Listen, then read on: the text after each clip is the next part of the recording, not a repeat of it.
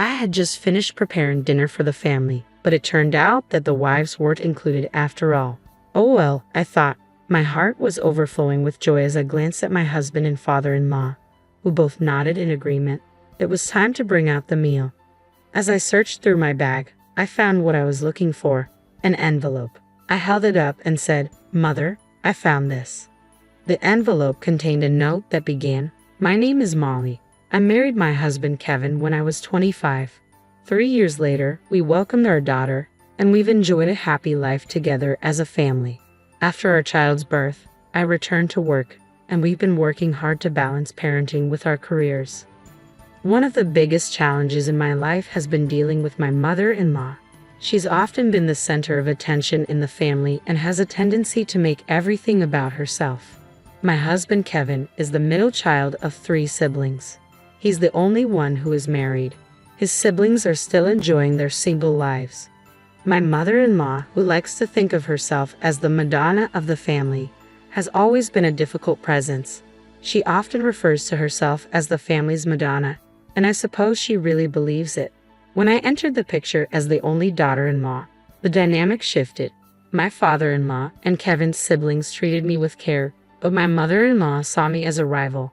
At the beginning of our marriage, Kevin's mother was convinced that I would never fit in. She would insist that Kevin should not forget the family meals despite our busy lives. "You should still have meals at our home," she'd say, even though Kevin and I manage our household together and he's supportive of my cooking. Kevin always stood up for me. He's someone who speaks his mind and is unwavering in his support. While he appreciates my efforts and our shared responsibilities, he sometimes misses the subtle ways his mother tries to undermine our choices, especially when it comes to meals. When we visit my husband's parents' house, my mother-in-law serves the meals. On the surface, it seems like a typical family dinner, but there's something peculiar. She never lets me into the kitchen. Even when I offer to help, she insists I stay out. The food always looks the same, and since I'm not allowed to assist, I never know what's in it. Once I had a soup filled with tiny fish bones. I didn't realize it until I drank it in one gulp, which left me in excruciating pain. Another time, I bit into a stick of bitter garlic mixed into a dish that was overwhelmingly harsh. "Molly, are you all right?" Kevin asked, noticing my discomfort. "I think I have a stomach ache," I replied. "Are you okay?" my mother-in-law pressed. "Oh, you don't like my food, do you?" she said, her tone sharp. "She said she's not feeling well." "Stop it," Kevin intervened. "Maybe she's just pretending," my mother-in-law suggested dismissively. "I don't think so," Kevin replied, clearly frustrated. "Hey, stop treating her like this when she's sick." "Fine, you're all on her side," my mother-in-law snapped. "That's not what we mean," Kevin said, trying to calm the situation. "I made dinner for everyone.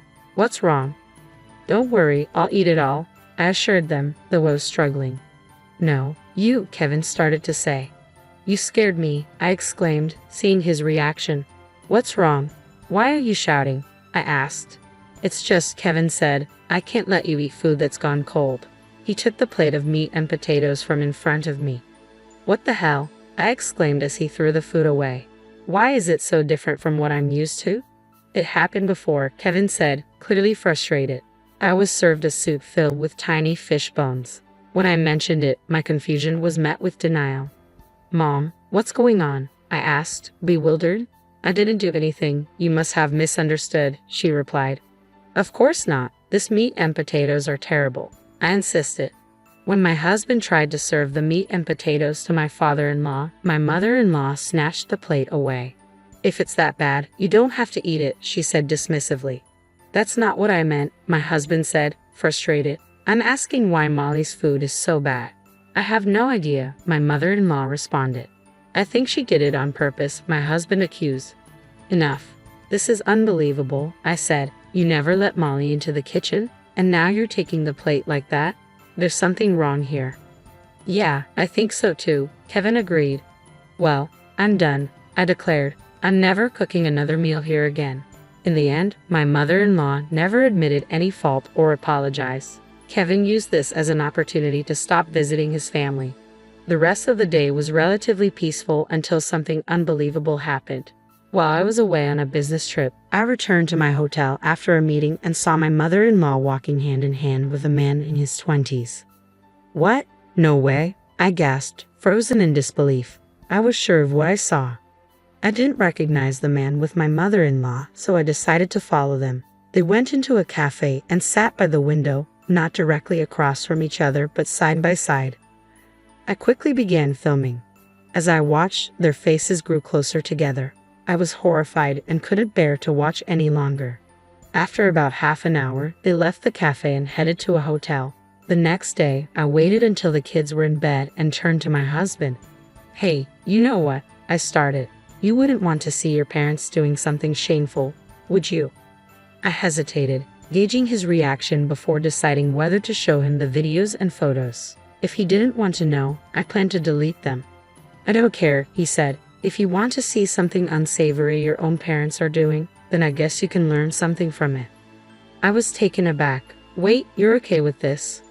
Well, if there's something wrong with your parents, I'd like to know. Actually, it was your mom, I revealed.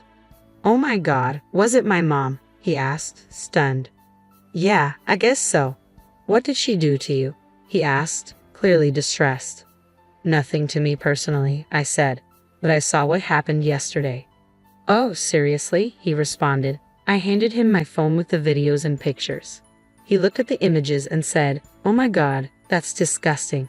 I can't believe my mom did that. How old does she think she is? He didn't seem shocked, though. You're not shocked? I asked. No, not at all, he replied. I mean, it's not her first time. What do you mean? I asked. It happened a long time ago, he explained. She used to cheat when she was traveling a lot, although she always said it was for work. My brother was still in middle school at the time. Dad forgave her and they tried to rebuild their relationship. I see, I said. Well, I guess they won't be rebuilding it again anytime soon. I found an agency to investigate the situation and asked if I could use the money for it. Of course, it's worth it, my husband assured me. Thank you. I'll let you know how it goes. After a month of searching and waiting for results, we finally received the report. My husband was stunned when he saw the findings. Let's take the report to Mom, he suggested. What? Is that really necessary? I asked. Why not just give it to Dad and let him decide? I proposed. That won't make us feel any better, he countered. Molly, Mom did something terrible to you. We need to confront her to get some revenge. It's the only way I'll feel better. I should do something for my dearest wife, shouldn't I? Kevin said with determination. Oh, Kevin, I replied, touched. Truth be told, I wanted to see my mother-in-law lose her composure in front of me. I wanted to get back at her for everything she had done. Good job, Kevin, I said. I'll let Dad know about this before we confront her. I don't want to drop the truth on him out of the blue. Yeah, that's a good idea, Kevin agreed. So we left our son at my parents' house for the weekend and headed to my husband's parents' home. When we arrived, my mother-in-law scolded me as usual, but I didn't care. I knew today was the day it would all come to a head. The confrontation was planned for dinner. However, my mother-in-law launched an unexpected attack right from the start. My husband, father-in-law, and I were all caught off guard. Let's start the meal, my mother-in-law said with a smile, but her tone was icy. The three of us, including myself, were left stunned. Since you don't like my food, there's no food for you, she announced, adding that she had prepared the meal only for the family members, excluding the wives. Okay, fine, I said, my heart racing with a mix of joy and anticipation. I glanced at my husband and father-in-law, and they both nodded in agreement. That's it. Now it's time to reveal everything, Kevin said. It's okay, I'll eat, I reassured him. I prepared the meal and then remembered something. Wait a minute, I said, searching through my bag. Here it is, Mother, I found this.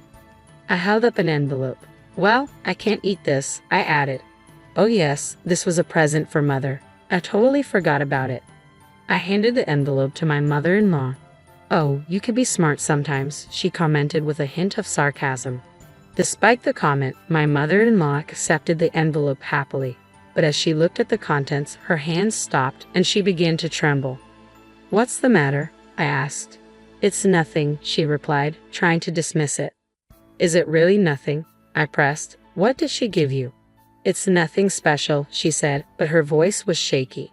Come on, let's see, my husband insisted. My mother-in-law tried to use her chopsticks to get some rice, but her hands were so unsteady that the rice spilled out of the bowl. What's going on? My husband asked. He took the envelope from her, and she desperately reached for it. Give it back to me, she pleaded. My husband examined the contents. What's this? He asked, looking at the report. It looks like an old woman is paying the young man for a date, he observed. You should check the other side too. Turning it over, he found photos of my mother-in-law with several young men. At first, the images seemed to tell a story that matched the report. I initially thought my mother-in-law was having an affair with just one young man, but the agency revealed that she had been involved with several young men. You really don't learn, do you? I said in disbelief. I can't believe all my hard work led to this. I'm thinking of divorcing you. Wait a minute, my mother-in-law interjected. This isn't cheating, it's just for fun. You're not going to waste that money on something like this. It's disgusting, I replied. And these guys are even younger than us. Oh my God. By the way, including Dan and Jason, we all know about this now, my husband said firmly. We're cutting you off. I'm cutting you off too, my mother-in-law snapped. Don't worry, I said. All you have to do is accept it. I know you don't have the money to pay me back. In exchange, never show up in front of us again. Wait a minute, she said defensively. It's not just a casual date. I was exploring different worlds. Right, Molly? You go out to eat with another man sometimes. No, not at all, I replied. I never spend money on men who aren't part of my family. It's a waste. I'd rather spend it on Kevin or Little John. Don't do this to me, she pleaded. You're a woman too, aren't you? She asked. Yes, I am, I said. But what's your point? I'm saying it's never enough to just be a wife or a mother, isn't it? She challenged. That's disgusting, I retorted. Then why don't you stay single? You, she shot back. I bet you would cheat too. Don't insult Molly, my husband defended. She's not like you. We all know that. Well, this is a good opportunity for me to tell you something, I said, preparing to address the matter further. I was planning to divorce you after I retired, but this timing works out perfectly, I said. Huh. My husband responded, confused. I forgave you when I discovered your affair years ago. You didn't learn from it and continued the same behavior. I knew all along. On the nights you were out, dinner was frozen food. You didn't think I'd find out, did you? It's all your fault. You weren't there for me, he retorted. That's what you do. You blame everyone else. It's a miracle my son turned out well with a mother like you. We three saw you as a negative example. I think you're the reason Dan and Jason are still single. With a spouse like this, you're seriously screwed. Oh, sorry, I forgot. This person was once that spouse. That's a good start. Now get out of my house. I'm not giving you any of my retirement money. Wait a minute, I'm entitled to half of it, and I am entitled to alimony. Alimony can only be claimed from 3 years ago. Since you were cheating back then, it's going to be quite a sum. My mother-in-law paused, considering this. She looked dazed and confused. Where is she going? I wondered aloud. She must have gone back to her parents' house, my husband said. After that, my mother-in-law never returned. The divorce was finalized and she was left penniless. She moved back to her parents' house, but now that the money was gone, she found herself cut off from the young men she'd been seeing. Instead of being welcomed back, she was made to work full-time by my husband's grandparents. She now works at a supermarket near her parents' house. My father-in-law, a very generous man, had been foolishly betrayed by her. With her gone, our family is finally in harmony.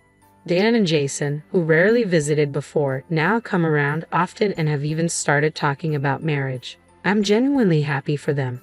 Everyone is smiling, and I'm excited to share that I'm pregnant with our second child. I'm committed to putting my family first. It's upsetting to have had such a mother-in-law, but it seems that people who engage in affairs often lose their way. My father-in-law can finally enjoy his later years in peace. Thank you for watching until the end. Please subscribe to our channel if you enjoyed this video. See you in the next one.